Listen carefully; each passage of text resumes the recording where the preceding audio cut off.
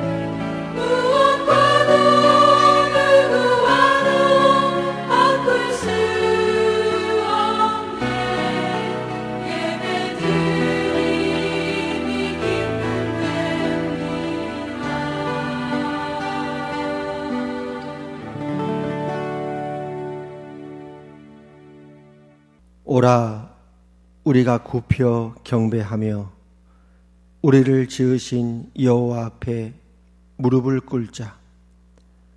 그는 우리의 하나님이시요 우리는 그가 기르시는 백성이며 그의 손이 돌보시는 양이기 때문이라. 하나님은 영이시니 예배하는 자가 영과 진리로 예배할지니라. 아멘. 할렐루야. 온 천지에 충만하신 하나님의 영광을 찬양하며 선포합니다. 오늘 이 복된 주일을 우리에게 허락하사 하나님의 은혜의 보좌 앞으로 인도하여 주시니 감사합니다. 이 시간 하나님의 그 크신 은혜와 긍휼에 의지하여 구하옵나니 하나님의 얼굴빛을 우리에게 비추어 주시옵소서. 우리의 마음 눈을 밝혀 하나님을 알게 하시며 마음을 다해 뜻을 다해 성품을 다해 주님을 사랑하며 경배케 하여 주시옵소서. 예수님 이름으로 기도합니다. 아멘. 자리에 앉으셔서 찬송가 8장 찬송드립니다.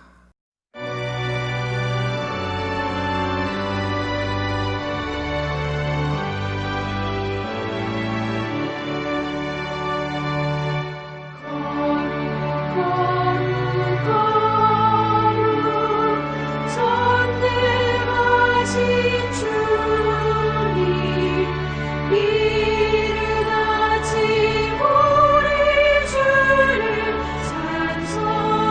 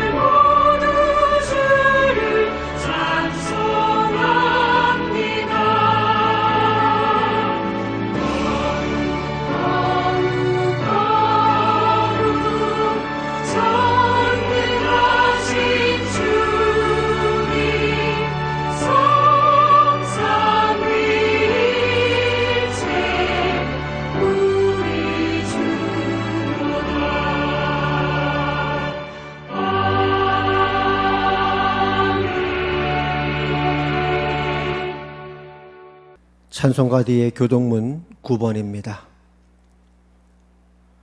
함께 교독하겠습니다.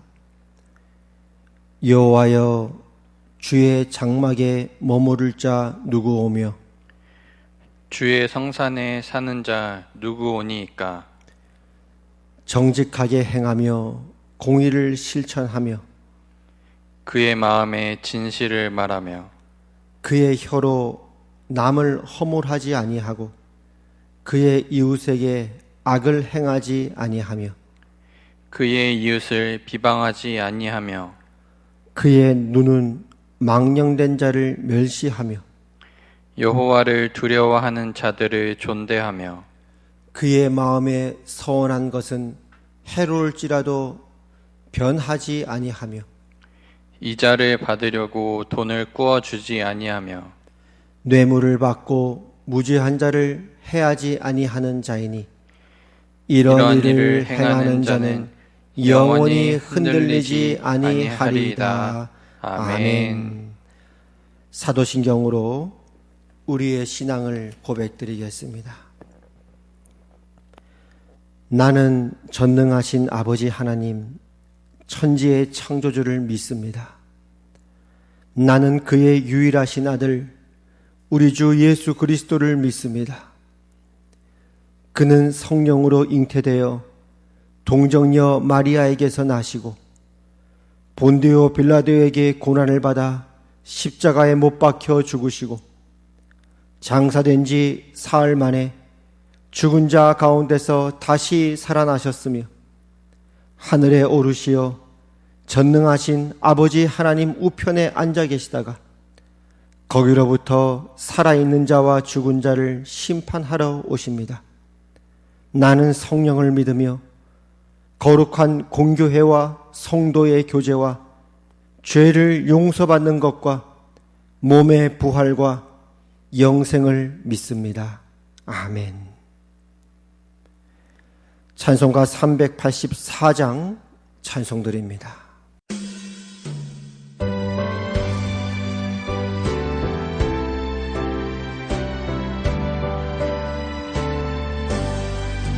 나의 갈 길 다가도록 예수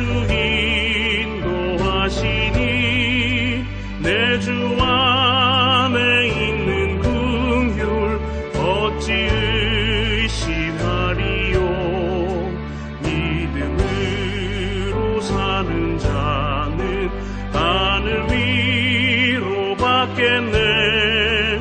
무슨 일을 만나든지 만사형통하리라. 무슨 일을 만나든지 만사형통하리라. 나의 갈 길 다가도록 예수 인도하시니 어려운 일 당한 때도 저 큰 은혜 주시네. 나는 심히 무당하고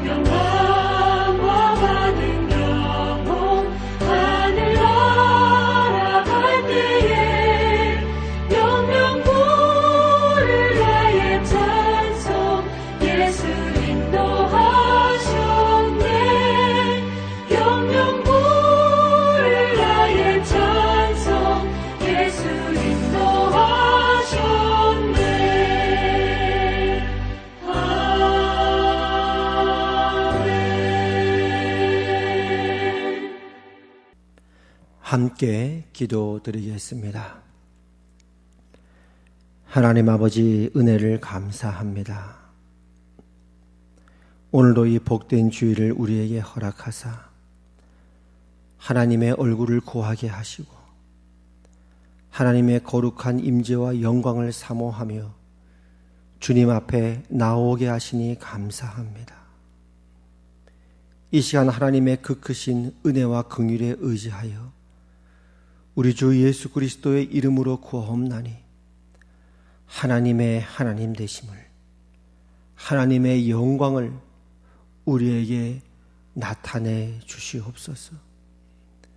우리의 마음 눈을 밝혀 하나님을 알게 하시고 마음을 다해 뜻을 다해 성품을 다해 주를 경배케 하여 주시오며 하늘의 평강과 하나님께 택함을 받은 우리 백성들을 위해 기쁨과 평안이 넘치게 하여 주시옵소서.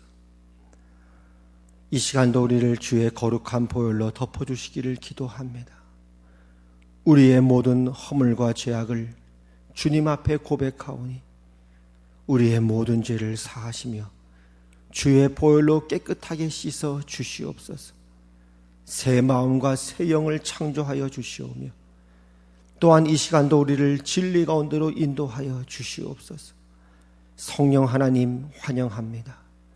이 예배 가운데 임하사 우리를 진리 가운데로 이끌어 주시옵고 진리 안에 자유하며 열매 맺는 복된 삶 되게 하여 주시옵소서. 예배 모든 시정을 하나님께 올려드리오며 예수님 이름으로 기도합니다. 아멘. 찬송가 382장 찬송 드리시면서 준비하신 헌금 드리겠습니다.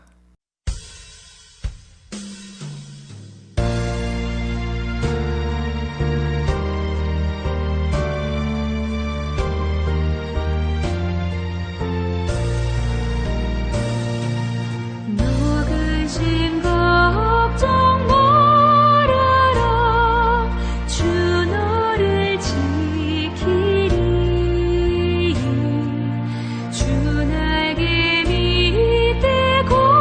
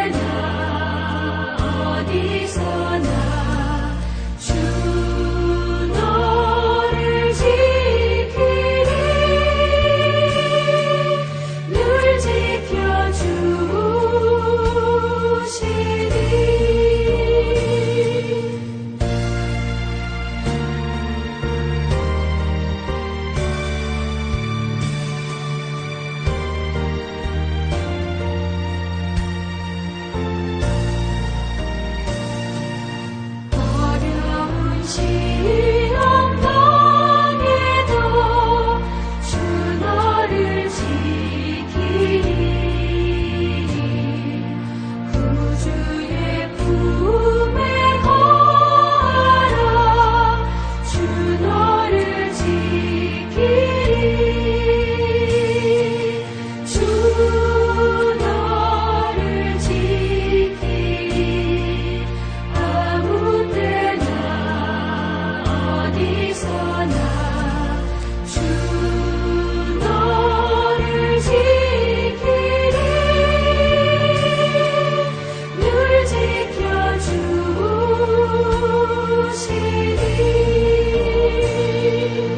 아멘.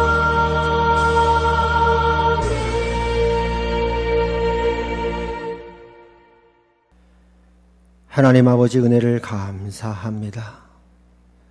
이 시간도 우리의 물질을 하나님 앞에 올려드립니다. 빈손으로 오지 아니하고 하나님을 아는 지식과 하나님께 드리는 믿음과 예배코자 하는 이 모든 마음들을 허락해 주시니 감사합니다. 이 시간 주님의 그 은혜에 따라 우리의 물질과 우리의 믿음을 드리오니 받아 주시옵소서. 한 주 동안도 우리를 먹이시고 입히신 하나님, 이번 한 주 동안도 우리와 함께 하실 하나님께 감사드립니다.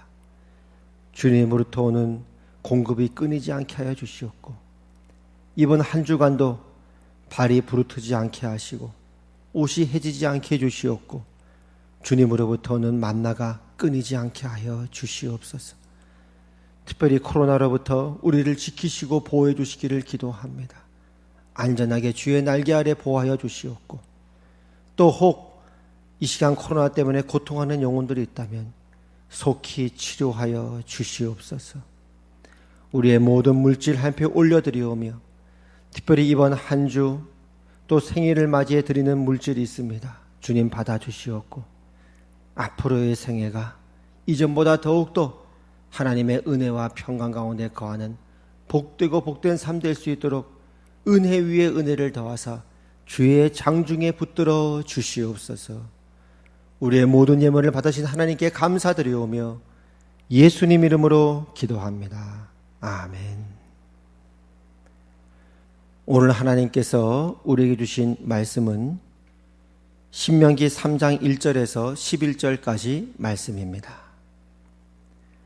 함께 교독하겠습니다. 우리가 돌이켜 바산으로 올라가매 바산왕 옥이 그의 모든 백성을 거느리고 나와서 우리를 대적하여 에드레이에서 싸우고자 하는지라.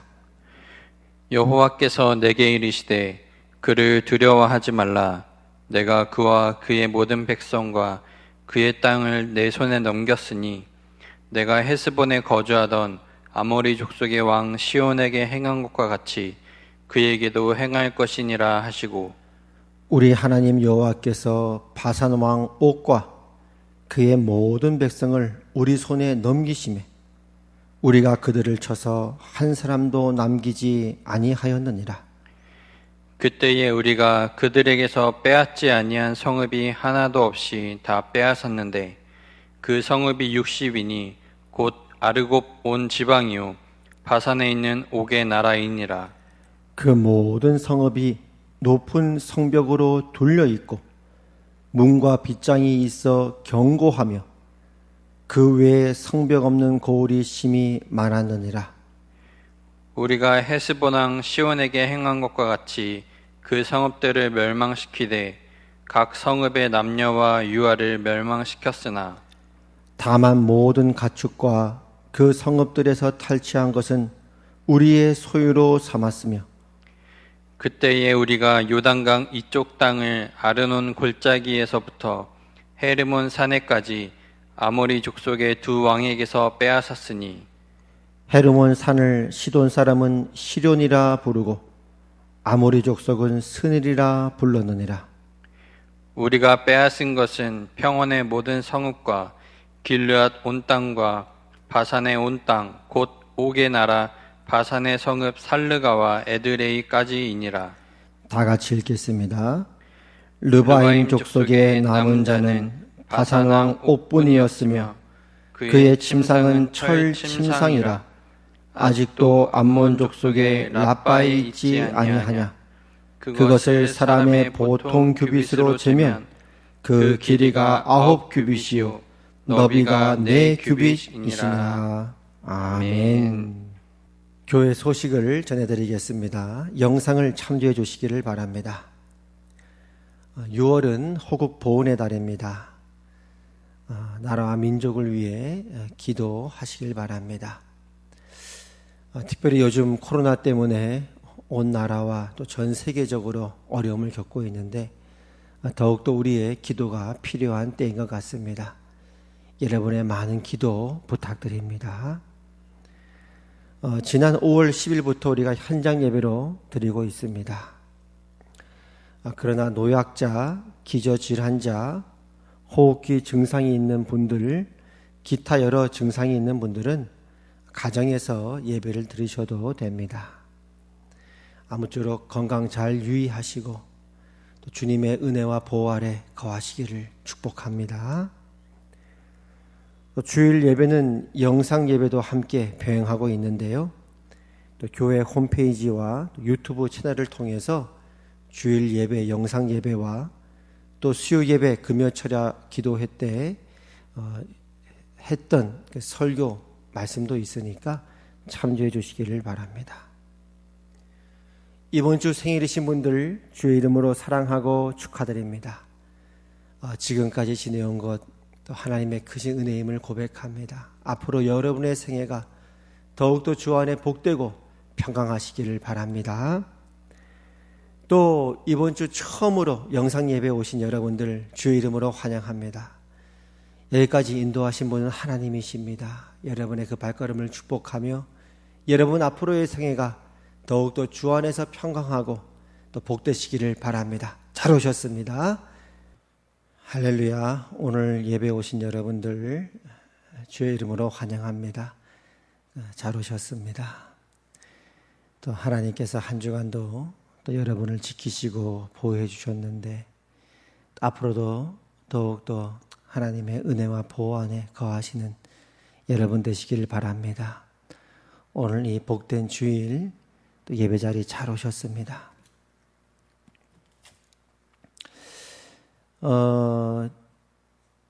저에게 있어서도 그 예수님을 믿은 이후에 항상 이제 마음속에 갖고 있었던 고민과 질문은 이런 것들이었습니다.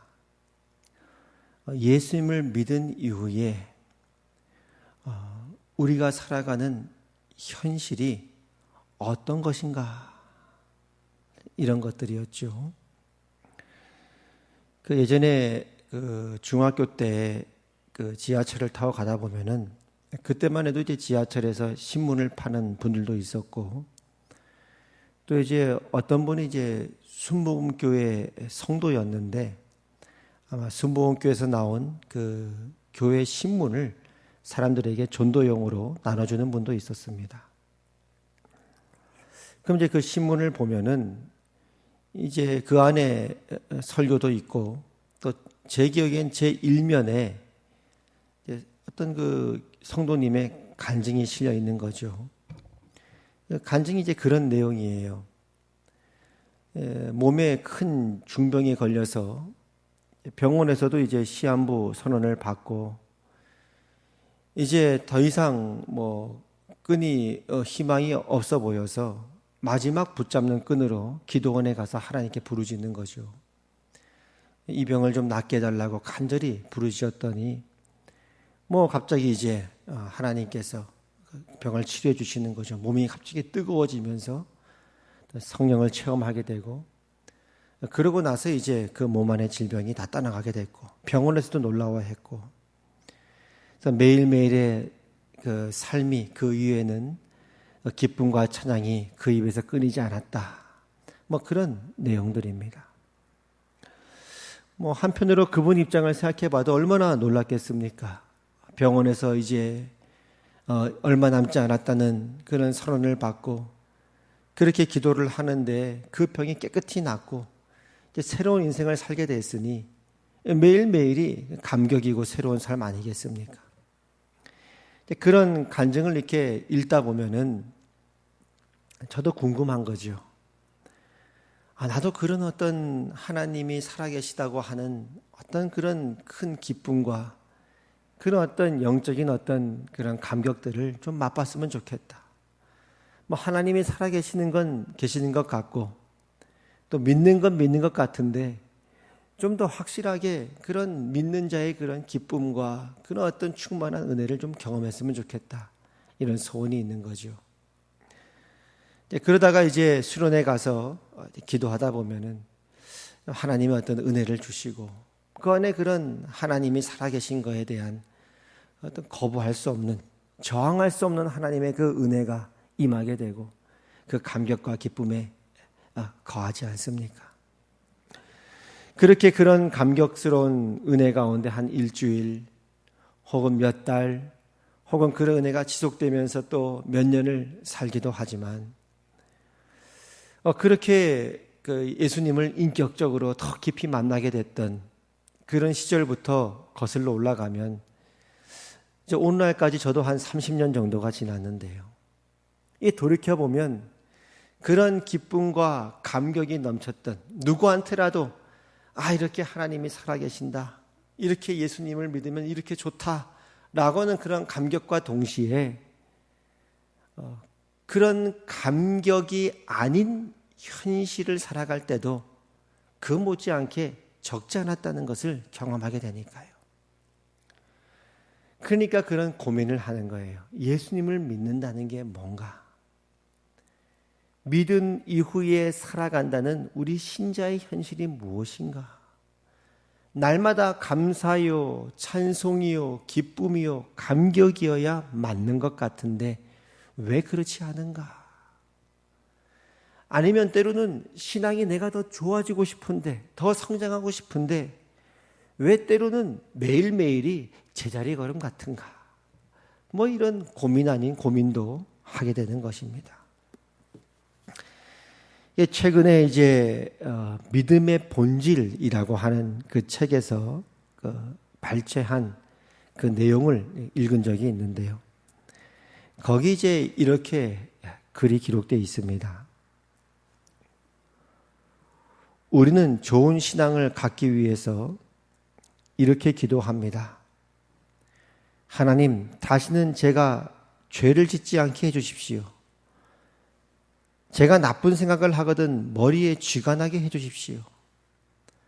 나쁜 데를 가려고 하면 지진이 나서 못 가게 해주십시오. 이렇게 과격하진 않더라도 그와 비슷하게 기도할 때가 있습니다. 그런데 실제로 신앙생활을 해보면 거리로 가고 있지만 하나님은 그것을 가로막지 않으십니다. 제가 아는 가까운 친구 중 하나가 술을 못 끊고 있습니다. 그래서 그가 하는 기도는 밤낮 이랬습니다. 하나님, 오늘 퇴근할 때까지 제발 술 친구가 전화하지 못하게 해주십시오. 그런데 전화가 직통으로 옵니다. 뭐해? 오늘 끝나고 한잔하는 거야. 이런 전화가 오면 속으로 말합니다. 하나님, 내가 그래야 하려고 하면 제발 혓바닥이 꼬이게 해주십시오. 그런데 응하고 대답이 나가는 것입니다. 그래서 이제 이렇게 기도합니다. 그 친구가 올 무렵에 우리 부장이 날 야근시켜서 못 나가게 해주십시오. 혹 그런 일이 없거든 집에서 빨리 들어오라는 전화나 오게 해주십시오. 그런데 그날따라 여보, 나 지금 친정에 와 있는데 당신 오늘 저녁 먹고 들어와. 이제 하는 수 없이 약속 장소로 가게 됩니다. 술집에 들어가면서도 계속 기도합니다. 들어가자마자 자리가 하나도 없게 해주십시오. 그런데 들어갔더니 텅텅 비고 독상입니다. 그러면 또 이렇게 기도합니다. 안주만 먹고 버티게 해주십시오. 그런데 다음날 깨어보니까 자기도 모르는 길바닥에 대자로 누워있는 것입니다. 이럴 때 뭐라고 화를 냅니까? 하나님, 제가 그토록 기도했지 않습니까? 몇 단계나 하나님 보고 도와달라고 했는데 어떻게 그냥 내버려 두십니까?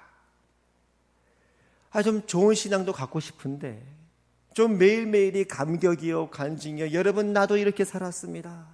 내가 이렇게 승리했습니다. 내가 이렇게 이겼습니다. 그렇게 간증하고도 싶고 하나님께 영광 돌리고도 싶고 분명히 예수 믿기 전과 후가 달랐고 지금 내 안에 영원한 생명이 들어와 있고 하나님의 약속을 받고 있고 예수 안 믿는 사람과는 남다른 인생을 살고 있는 게 분명한데 때로는 내 현실을 보면 그렇지 못할 때도 있는 것 같다 이거지요. 그럼 내 자신에 대한 자책감도 있고 한편으로는 하나님 왜 나를 그냥 내버려 두십니까? 이런 어떤 그 불만 아닌 불만도 있을 수 있다는 거예요. 하나님 왜 나를 그냥 내버려 두십니까? 그런데 하나님은 그냥 내버려 두십니다. 우리 스스로 책임지고 극복하고 이기기를 바라시지 우리를 절대 조종하지 않으십니다. 성경에서 하나님은 우리의 인격에다 대고 발언하십니다. 우리의 지성과 감정과 인지에 대고 발언하시지 우리를 조종하지 않습니다. 이게 현실이라는 거죠. 우리 믿는 자의 현실은 이제 우리 안에 새로운 생명이 들어왔어. 이제 새로운 세계를 맛보고 있어. 그 감격 가운데 이런 기대를 하게 되는 거죠. 이제 더 이상 이전에는 고민했고 내가 연약했고 넘어졌던 부분들에 대해서 더 이상 고민할 필요도 없고 늘 이제 감사와 기쁨이 충만하고 순종하는 마음으로 기쁨이 넘칠 거야. 홍해를 갈라왔으니까 말이죠.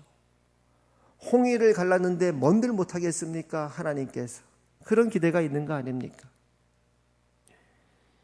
예를 들어 이전에는 내가 절제를 못했지만 이제는 절제하게 되었고 또 물질에 욕심도 있었지만은 이제는 그런 것도 내가 극복하게 되었고 또 성적으로도 내가 많이 연약했지만 이제는 그런 부분에 든든해졌고 쉽게 분노했지만 이제는 그런 것도 내가 이제는 컨트롤할 수 있게 되었고 미움과 상처와 아픔도 많았지만 이제는 그런 부분도 사라진 채 이제는 모든 것이 새로운 인생으로 살게 되었어 라는 그런 어떤 그 시온의 대로가 열린 것 같은 그런 삶들을 우리가 이제 기대하는 거 아닙니까?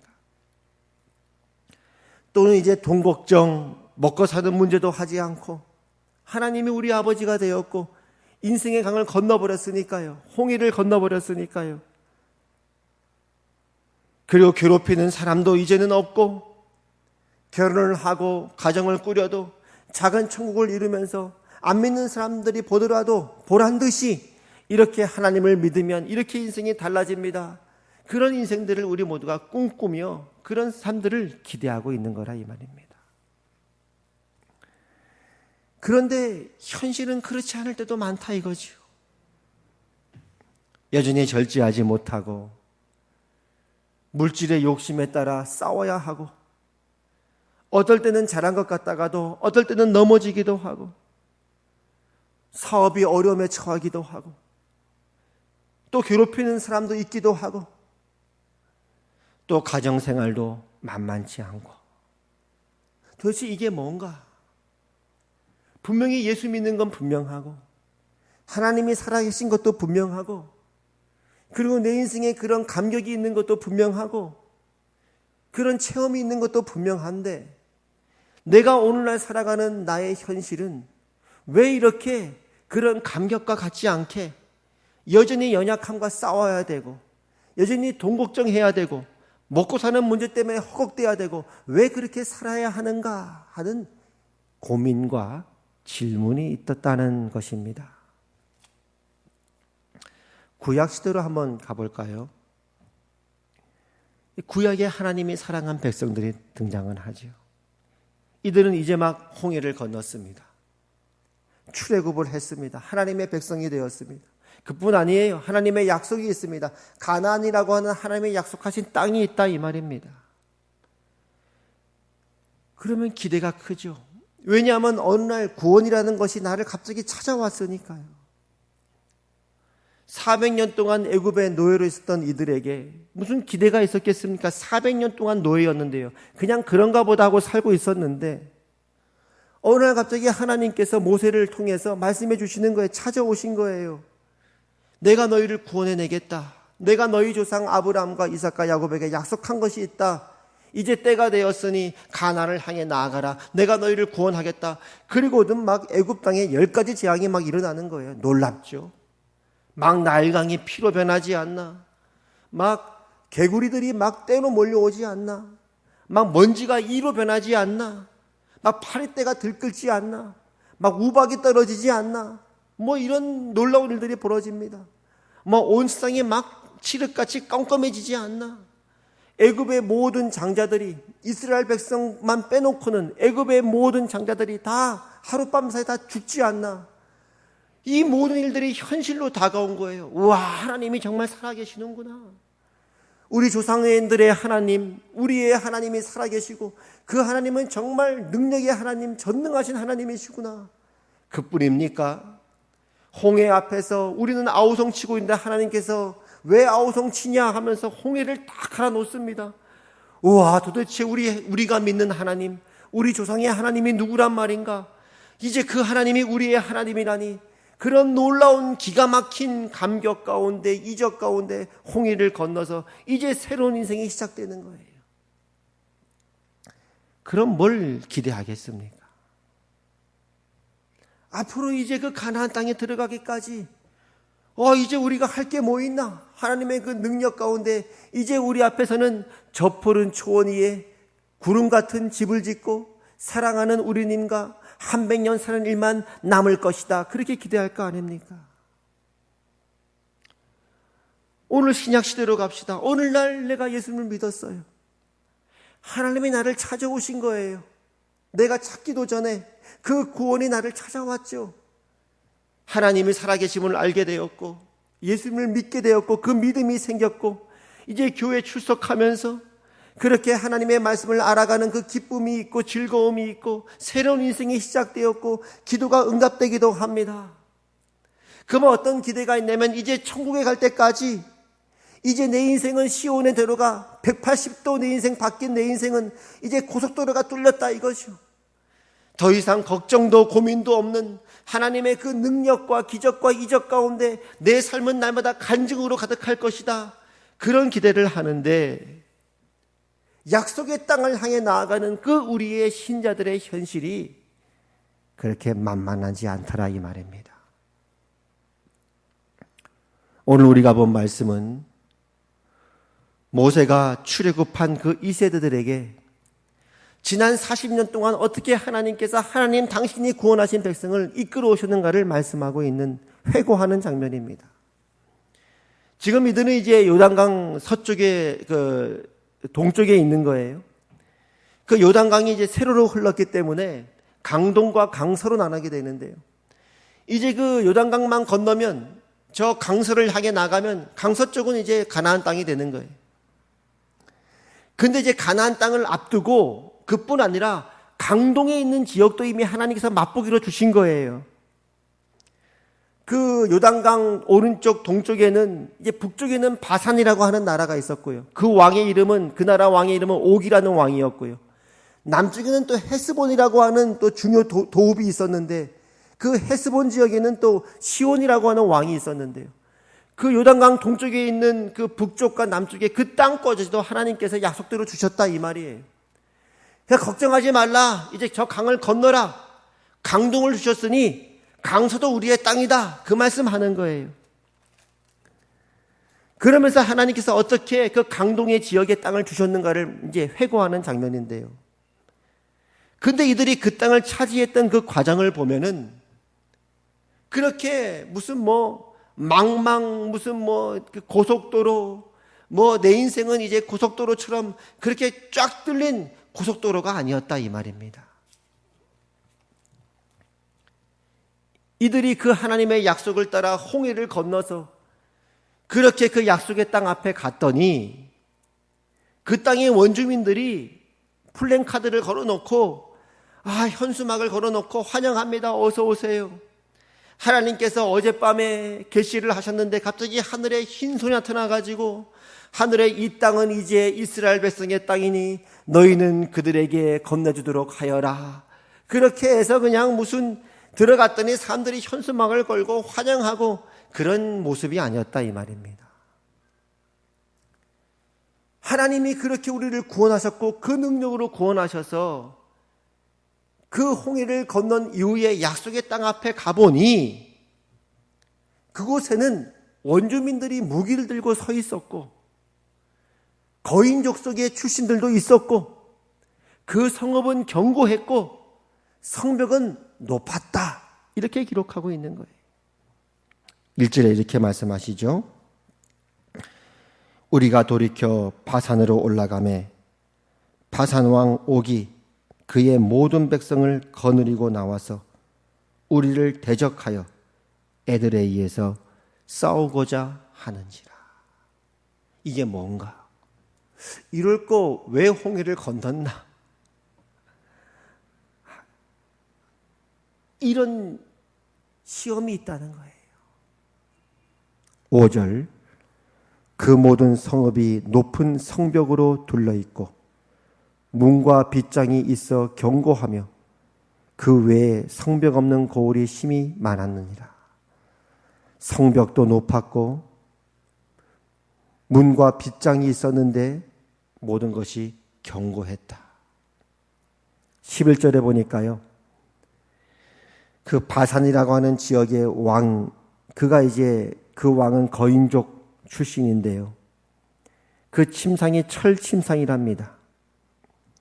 근데 그 침상의 그 넓이와 높이가 어떠냐면, 길이가 어떠냐면은, 우리가 키가 180cm라 그러면 큰 키라 그러잖아요. 근데 그 침상의 가로가 180이었답니다. 얼마나 컸으면. 길이가 4m에 가까웠다고 합니다. 거인족이죠. 그런 거인족 출신의 왕도 버티고 있는 거예요. 공룡이 버티고 있더라 이 말입니다. 요즘으로 하면 최첨단 무기, 최정예 군사들이 견고하게 방어진지를 구축하고 있었다 이거죠. 그러나 그들과 싸웠고 하나님께서는 이기게 하셨고 마침내 약속대로 우리가 그 땅을 차지할 수가 있었다. 그렇게 말하고 있습니다. 3절이죠. 우리 하나님 여호와께서 바산왕 옥과 그의 모든 백성을 우리 손에 넘기심에 우리가 그들을 쳐서 한 사람도 남기지 아니하였느니라. 그때 우리가 그들에게서 빼앗지 아니한 성읍이 하나도 없이 다 빼앗았는데 그 성읍이 60인이 곧 아르곱 온 지방이요 바산에 있는 옥의 나라이니라. 여기서 주목해야 될 말씀이 3절인데요. 우리 하나님 여호와께서 바산한 옥과 그의 모든 백성을 우리 손에 넘기셨습니다. 우리에게 넘기신 분은 하나님이에요. 근데 그들을 쳐서 한 사람도 남기지 않은 것은 또 우리가 해야 되는 겁니다. 넘기기는 하나님께서 넘기셨는데 쳐야 되는 것은 우리가 쳐야 되는 거예요. 이것이 우리 믿는 자의 현실이다 이 말입니다. 구원 이후의 삶이다 이것이죠. 하나님께서 구약 백성들을 훈련시키는데요. 이렇게만 하지 않으셨다는 거예요. 얘들아 앉아봐라. 시내 산에서 그들을 모아놓고 이거 봐라.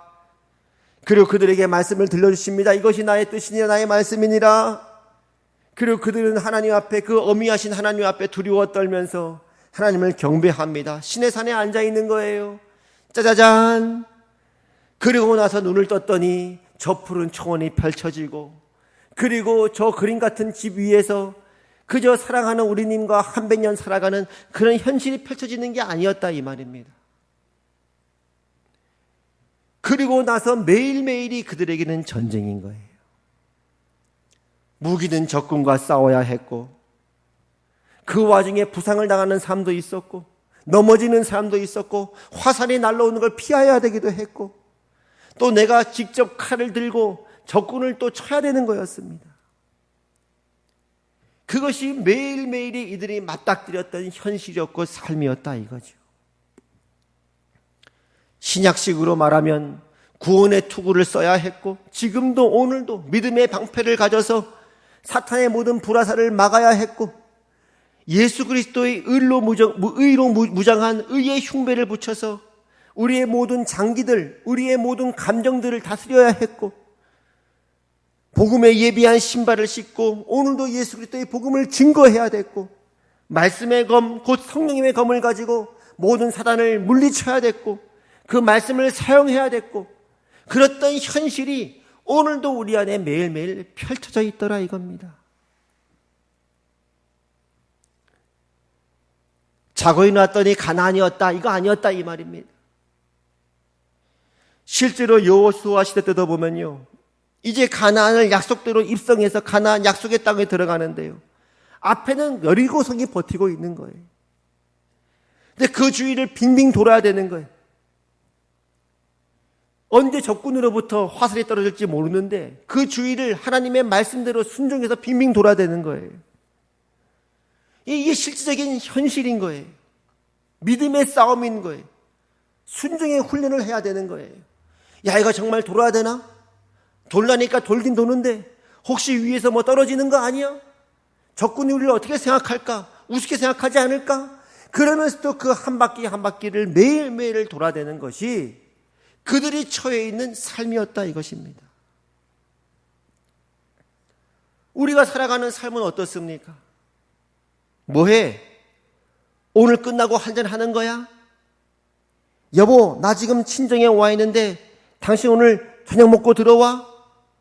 술집에 갔더니 주인이 반갑게 맞이하네요.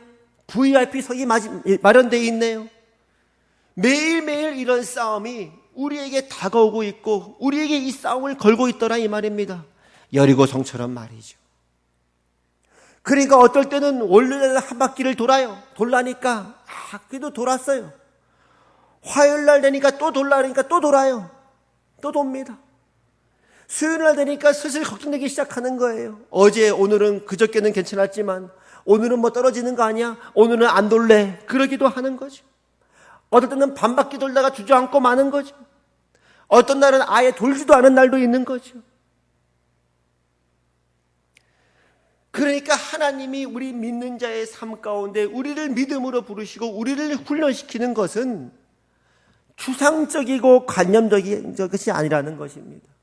매일매일의 우리에게 주어진 현실이 우리에게 믿음을 물어보는 거예요. 너 믿음으로 살아라. 오늘도 믿음으로 살아라. 그러니까 우리가 기대했던 것, 그렇게 하나님이 살아계시는 게 맞구나. 그렇게 내가 병이 나았구나. 매일매일이 내 삶이 할렐루야 간증이구나. 오늘도 감사하고 내일도 감사하고 행복하고 기쁘고 순종하고 열매로 충만하고 그러기를 바라지만, 그러나 주님도 겟세마네를 향해 가셨듯이, 주님도 십자가로 결국은 가야 됐듯이 우리에게도 날마다 우리의 겟세마네가 있고 우리의 십자가가 놓여있는 현실을 살더라 이겁니다. 그러니까 우리가 살면서 하나님께 올려드리는 기도라는 것도 뭐 거창한 어떤 기도 그런 것보다도 우리가 살아가는 실질적인 기도는 한숨, 자책, 아이고 내가 그때 왜 여리고성을 못 돌았나, 돌았어야 되는 건데, 아니면 우리의 무너짐, 내가 이거밖에 안 되나, 그러면서 간구, 하나님 도와주세요, 저를 용서해 주세요, 한 번만 더 힘을 주세요, 더 한 번 더 힘을 주세요. 그리고 소망, 그래도 하나님이 나를 버리지 않는다, 이대로 내 인생을 내버려 두지 않는다.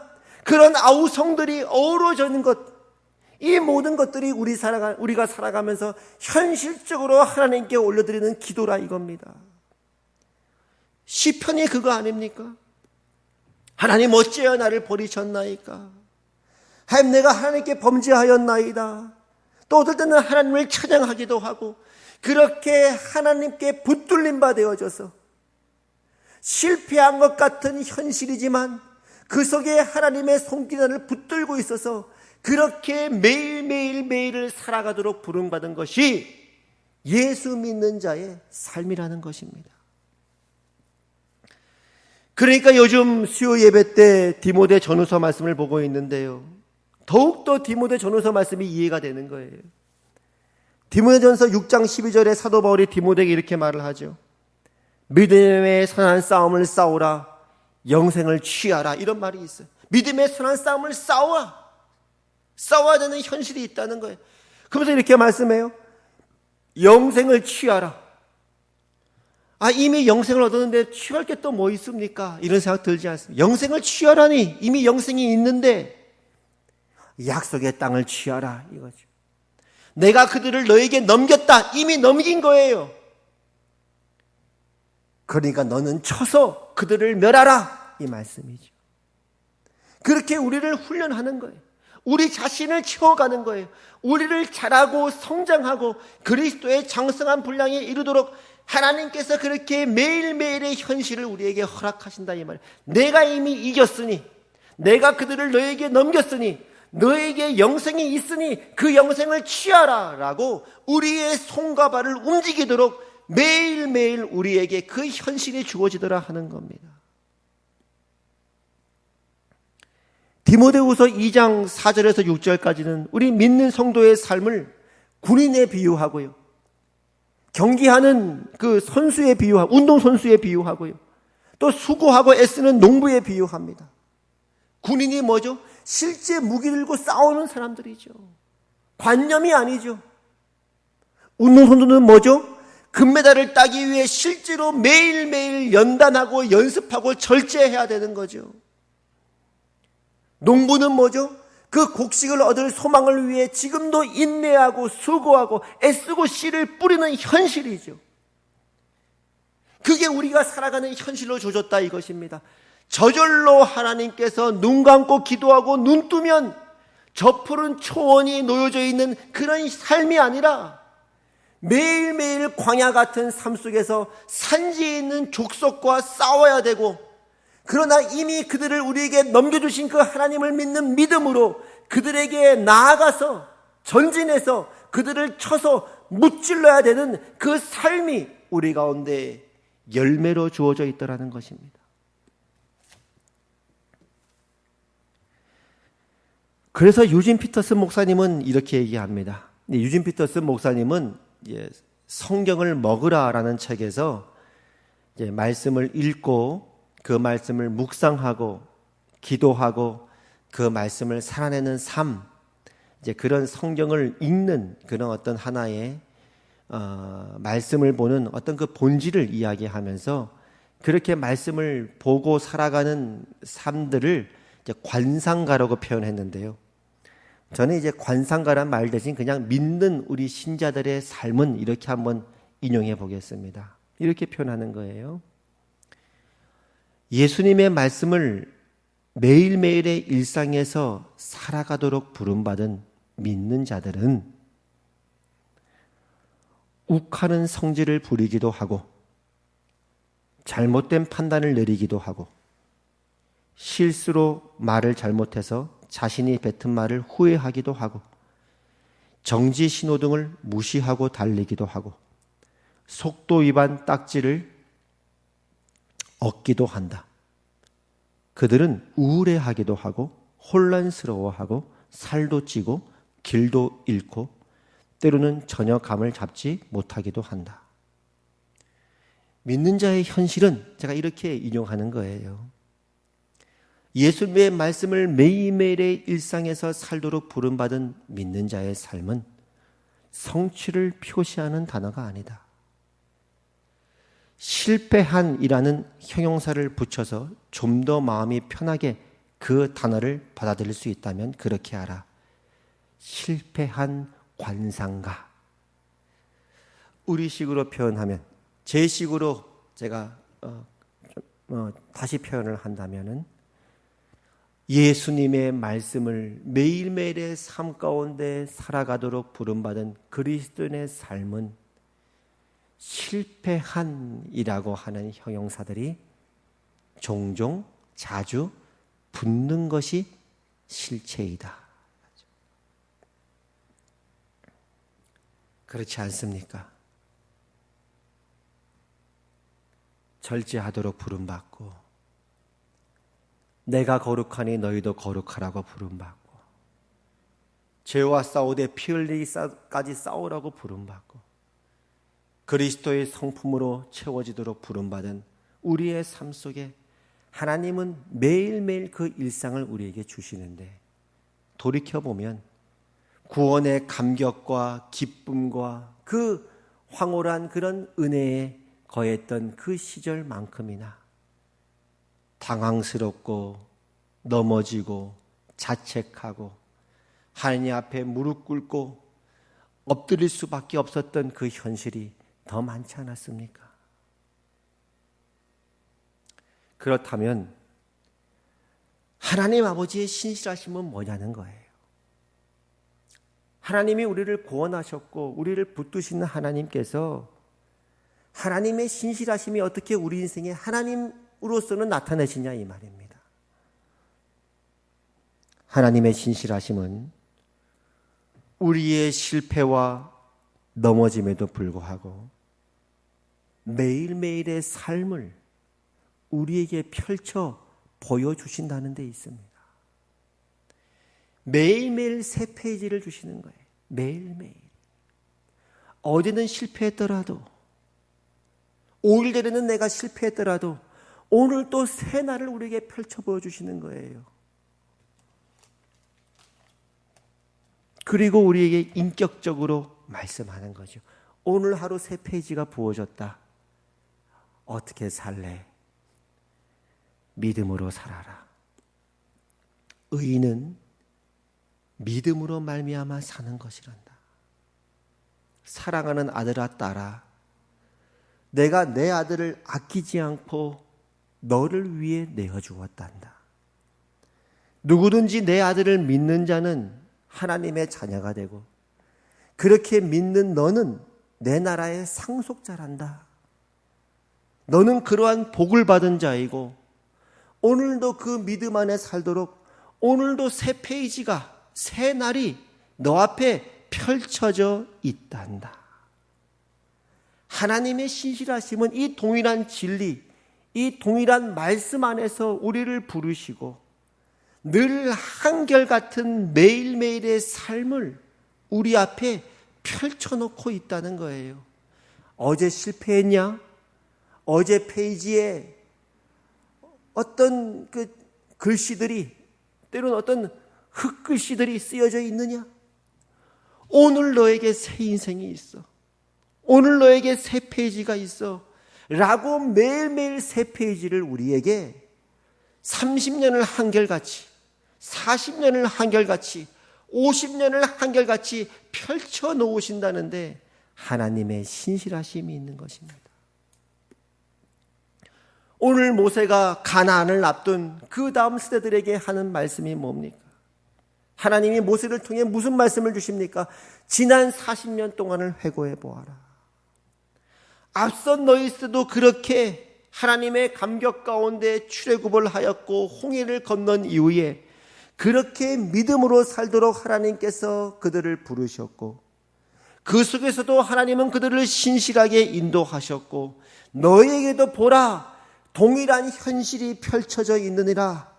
이제 너희는 요단강을 건너 여리고를 지나 가나안을 정복하라. 하나님이 너에게 약속하셨고 넘겨주셨으니 너희는 영생을 취하라. 믿음으로 전진하고 믿음으로 살아라 라고 그들에게 말씀하고 있는 것입니다. 여러분 지난 한 주 어떻게 살았습니까? 분명한 사실은 신실하신 하나님은 어제는 어제대로 넘기고 회개할 것은 회개하고 돌이킬 것은 돌이키고 오늘 신실하신 주님은 오늘 또 우리에게 말씀하시는 거예요. 뭐라고요? 나아가라. 내가 내 아들을 아끼지 않고 너희를 위해 내어주었다. 너희는 내 나라의 상속자들이다. 믿음으로 말미암아 내가 너를 낳았고 너희는 내 자녀가 되었다. 너희는 그렇게 복받은 자들이니 아버지께서 나를 보내신 것 같이 나도 너희를 다시 세상으로 보낸다. 내일 또 새 페이지가 펼쳐질 것이다. 그 하루를 살아라. 믿음의 그림을 그려라. 부활을 살아라. 사랑, 용납, 인내, 오래 참음, 절대, 절제, 찬양, 거룩, 그러한 글자들을 너의 인생에 새겨 놓아라. 내가 거룩하니 너희도 거룩할지어다.